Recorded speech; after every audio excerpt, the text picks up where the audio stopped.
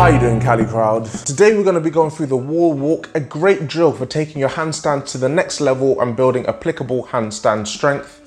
Let's get straight into it. The wall walk is great for getting you used to spending time on your hands and building up body line awareness because we have the wall as a reference point. If you're a beginner and find the wall walk intimidating, then don't worry. Towards the end of this video, we're going to be going through some progressions to help you master this exercise. So let's start with the technique. The setup for the wall walk is essentially a push-up position where your feet are close to the wall. You want your hands shoulder width apart, gripping the ground with your fingertips and your elbows pointed backwards. Eliminate any valley back by squeezing your glutes and firing up the core. We're also looking for scapular protraction here, so shoulder blades apart, looking to get the chest away from the ground. Once you're set up to do the wall walk, step up onto the wall while at the same time pushing the ground away with your hands, keeping your arms straight and pushing tall through the shoulders.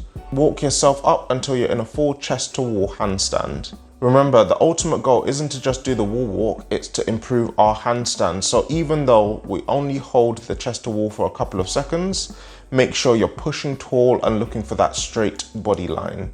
On your walk back down, keep your core engaged and scapula protracted to maintain balance, as well as preventing any undue stress on your spine. Try your best to keep your feet on the wall before walking back up and doing the wall walk for reps. Building up the confidence to perform the wall walk can take some practice, so if you're a beginner, here are some progressions that will get you on your way to learning it in no time using the same aforementioned exercise cues. Starting with the wall plank.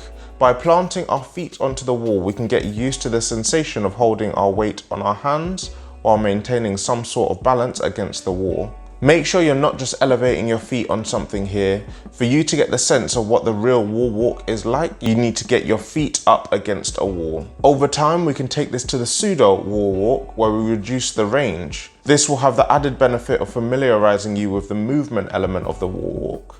Over time, you can then build up to the full wall walk. And the final progression is learning how to bail out. There's a common fear of falling with this exercise. By learning how to fall under control, we take away the power of that fear.